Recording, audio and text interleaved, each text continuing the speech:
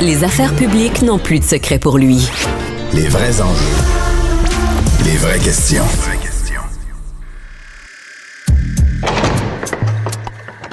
La criminalité, c'est un cycle. Et tu vois, le nouveau procès va se dérouler sans qu'aucun témoin ne se présente à la barre. L'histoire des criminels racontée par l'unique journaliste d'enquête, Félix Séguin. Salut Félix. Bonjour Mario. Et j'ai insisté ce matin avant de parler de nos sujets réguliers pour se garder un peu plus de temps parce que je sais que tu es un maniaque très, très, très intéressé et documenté sur les histoires aux États-Unis qui ont fait époque, dont l'assassinat de John F. Kennedy. On en parle ce matin parce qu'hier, Trump a signé le décret présidentiel pour déclassifier là, tout ce qui reste. Il y a beaucoup de choses qui ont été révélées au fil des années, mais il restait encore certains documents gardés secrets. Qu'est-ce que ça t'inspire? Oui. Et penses-tu qu'il va sortir du gros stock? Ben, les spécialistes et puis les historiens qui se passionnent pour l'affaire JFK, un peu comme moi, juste pour faire une parenthèse, là, moi, à de nombreuses reprises, je suis allé à Dallas, au Dealey Plaza, près du dépôt de livres là, du Texas, là, duquel Lee Harvey Oswald a manifestement tiré. Fait que non seulement t'as tout lu, mais t'as visité physiquement les lieux pour te faire une idée. À 2 reprises, j'ai acheté, Mario, les livres de la commission Warren, donc les conclusions de la commission déclenchée par Lyndon B. Johnson, les tomes, je devrais dire, de la commission Warren pour faire la lumière sur l'assassinat de John F. Kennedy, ce qui s'est avéré être, bien sûr, un simulacre de commission, l'un des exercices publics les plus gâchés de l'histoire des États-Unis, parce que cette commission concluait à la thèse du tireur seul, bien sûr, qui était Lee Harvey Oswald. J'ai commencé à m'intéresser à l'affaire Kennedy avec le film d'Oliver Stone pour plusieurs. Ça a été un marqueur de, je dirais, d'indignation aussi, le film d'Oliver Stone, même si c'était près de 30 ans. Et quand ce film-là est sorti, t'étais jeune? T'avais quoi, 18-20 ans? Parce que moi, j'étais jeune, je suis allé le voir avec Claude, mais on était jeunes. T'es plus jeune que moi? Oui, exactement. Non, j'avais moins que ça. Je suis né en 77, donc j'avais je commençais mon adolescence, là. Okay. Je devais avoir 13. T'es allé voir ça, puis ça t'a fait capoter, ça t'a passionné. Oui, ça m'a passionné. Donc, et puis après, je n'ai cessé, puis encore aujourd'hui, de me documenter sur l'assassinat. Mais je veux t'entendre commenter les deux extrêmes, mettons. C'est quoi la probabilité qu'il en sorte une bombe qui change toute la perception, qui révèle l'impensable, et l'autre extrême, là, qu'on fasse juste comme un pet mouillé, il y a rien là, c'est toutes des affaires qu'on savait déjà. Tu sais, c'est quoi les probabilités? Parce que tout le monde est comme énervé, regarde ça, pourquoi ils ont été gardés secrets ceux-là puis pas les autres? Il y a 97% des documents concernant l'assassinat de John Fitzgerald Kennedy qui ont été déjà révélés au public. Il en reste 3%. Pourquoi dans les ceux-là? 3% qui restent, pourquoi ceux-là? On ne s'attend pas à ce que ces documents-là viennent nous expliquer exactement qui a tué Kennedy, mais on s'attend à ce que les preuves à charge contre ceux qui auraient pu en vouloir à Kennedy, ils étaient nombreux, augmentent. Il y a encore des documents qui étaient considérés comme critiques pour la sécurité nationale qui font partie de ce 3%-là. Moi, après avoir lu hier, écoute, jusqu'à minuit et demi, Mario, j'ai fait 2 heures encore à regarder sur les médias sociaux partout ce que les têtes les plus réfléchies sur l'assassinat disaient de la déclassification de ces documents. Faut que tu comprennes une chose, là. Quand le public, dans les années 60, était très insatisfait des conclusions de la commission Warren parce que il y voyait, comme Jim Garrison, d'ailleurs, le procureur, un exercice complètement futile. On a créé un comité de la Chambre sur les assassinats. C'est ce comité de la Chambre sur les assassinats qui a amassé beaucoup plus d'informations, mais de l'information qui, jusqu'à maintenant, a été glanée à gauche, à droite, et certaines de ces informations pourraient s'avérer fausses, et le fait que certaines de ces informations... Je te donne un exemple. Les spécialistes de l'affaire ont toujours travaillé avec des photos trafiquées de l'autopsie de John F. Kennedy. Jamais on a pu avoir, ou presque, les véritables photos de l'autopsie. Ce sont des dessinateurs du FBI qui, à partir des ordres, on pourrait dire, des militaires et du Secret Service. Ça peut dire que les vraies photos d'autopsie n'ont jamais été révélées. On a travaillé avec des dessins faits supposément à partir des photos. C'est ça. Dans les commissions d'enquête. Maintenant, on sait qu'elle existe. Et puis, autre chose, il y a des écoutes électroniques. Est-ce qu'il pourrait être là-dedans, les photos d'autopsie? Dans les 3% de documents qui restent? Ben, écoute. Ou bien elles ont été détruites. Je pense pas. Je pense qu'il y a eu beaucoup de documents détruits dans ça. Ah ouais. On pourrait aussi avoir des surprises. C'est-à-dire que, pour ceux qui ne savent pas, là, il y a des théories.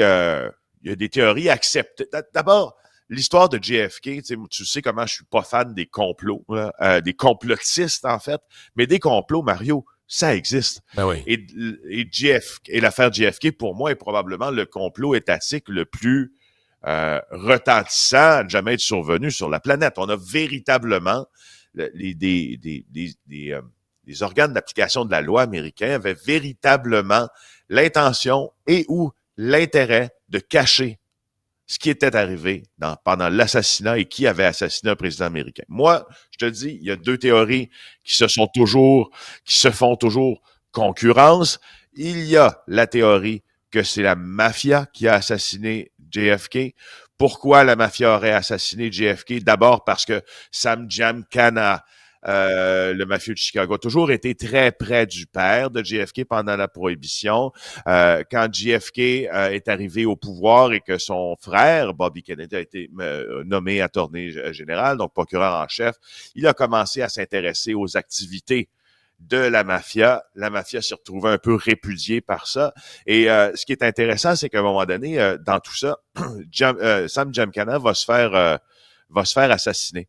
On va entendre une conversation après ça qui est parce que Giancana allait témoigner à la commission Church, la commission qui a été mise sur pied à la suite du scandale du Watergate. Donc, il allait pour témoigner à cette enseigne et le FBI va surprendre une conversation téléphonique dans laquelle Santo Trafficante, donc copain de Giancana, l'ancien parrain de Cuba, d'ailleurs, Cuba important dans l'histoire, affirme à présent les deux seules personnes sachant qui a tué Kennedy sont vivantes et elles ne parleront pas. Il s'incluait dans ça, ce que je comprends.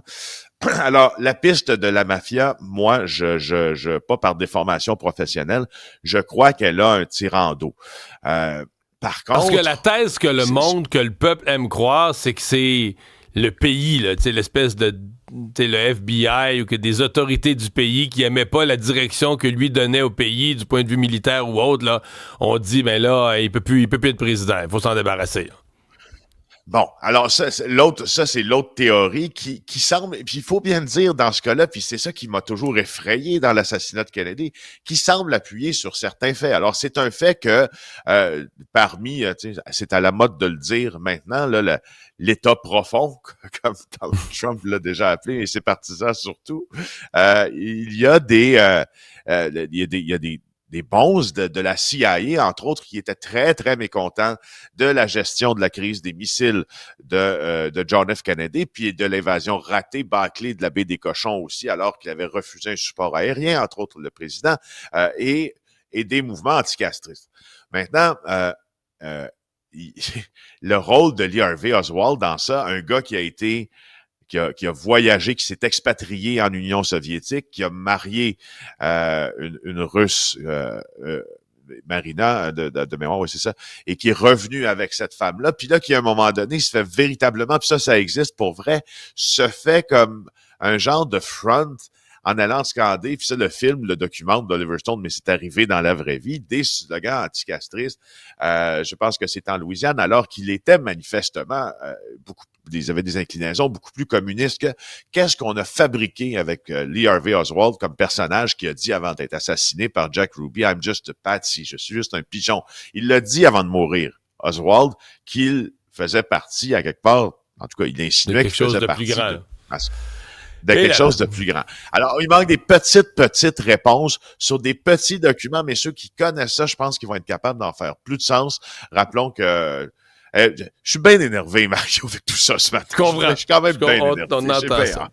Ouais, puis là, on a parlé de John F. Kennedy, mais il y a aussi Robert Kennedy, son frère, et Martin Luther King, là, des documents aussi qui vont être déclassifiés. Parle-moi de J.E. ce soir, où une journaliste a suivi un peu toute la méthode des écologistes qui ont bloqué le pont Jacques-Cartier. Un sujet que t'adores, un groupe que t'adores, Mario. Oui. Oui. Je me rappelle à quel point tu étais content le jour où les militants écologistes ont bloqué le pont Jacques-Cartier. Non, tu étais fâché, puis pour des bonnes raisons. Des gens qui ont manqué leur rendez-vous chez le médecin, des gens qui avaient des rendez-vous en oncologie. Mais là, ce qu'on va voir, c'est que c'est pas si compliqué, finalement, grimper dans le pont. Ben non, on va voir que c'est pas compliqué, puis on va aller au cœur, finalement, des mouvements de désobéissance civile, parce que dans le but perdons pas de vue là, que notre but, nous, ultime, la GIA, c'est de débusquer, c'est d'informer. Il y a quand même un courant de désobéissance civile chez les militants qui se prononcent contre les changements climatiques, etc., qui voudraient bien qu'on soit meilleur, qui voudraient bien qu'on en fasse plus, puis qui utilisent la désobéissance civile pour ce faire. Alors, on va plonger au cœur de ces mouvements, dont celui qui a bloqué le pont Jacques-Cartier. Voici un extrait, si tu veux bien, de l'émission. Ouais. Jacob Pirot et Olivier Huard sont les deux grimpeurs. À leur demande, nous protégeons l'identité de leurs acolytes, ce qui nous permet cet accès exclusif. Vers 5h15 du matin, une première voiture de police passe. 3 minutes plus tard, une voiture de la Sûreté du Québec s'arrête. Olivier Huard et l'autre grimpeur, vous êtes susceptibles d'être en état d'arrestation pour avoir commis l'introduction par infraction et commettre un méfait. Pour Jacob et Olivier, c'est une course contre la montre. Ils veulent dérouler leur banderole et donner le plus d'entrevues possible avant l'arrivée des hommes araignées chargés de les appréhender. La banderole est finalement déroulée. Un bouchon de circulation se forme près du pont. Here comes the sun, and I say, it's all right. Ouais, good job. Yeah. Ça va intéresser plusieurs personnes, Mario. Oui, de voir ça, certainement. On regarde ça. JE, ce soir, faudra... Tu sais, moi, je pourrais avoir une oreille, je suis pas très fort sur la désobéissance civile, mais si quelqu'un me disait, regarde, moi, j'ai une cause, là, je sais pas, d'enfants handicapés. Ça fait 5 ans, je suis allé dans toutes les commissions parlementaires, je suis allé partout, et personne n'en a jamais parlé. Tu comprends? Personne, là, a jamais repris ma cause. Excuse-moi, les changements climatiques, on en parle tous les jours, à tous les postes. Même le monde un des problèmes, c'est que le monde est écœuré d'entendre parler. Tous les partis politiques ont des programmes là-dessus. Après ça, tu peux trouver que les gens en font pas assez ou que politiquement, on devrait faire plus. Mais tu ne peux pas prétendre que ta cause n'a pas d'audience, que personne n'est au courant, que personne n'a jamais entendu parler de ça. Et c'est ça qui m'a choqué. Autant, Félix... Dans le troisième bloc d'émission, on va essayer de répondre à cette question-là, Mario. On va essayer de voir, pour le groupe lui-même, qu'est-ce que ça donne de faire ça quand on en parle justement tellement de d'autres façons. Alors, est-ce qu'il y a un coup revient à ça qui est réel? On verra bien. On regarde ça ce soir, JA. Merci. Bonne fin de semaine. Ça fait plaisir.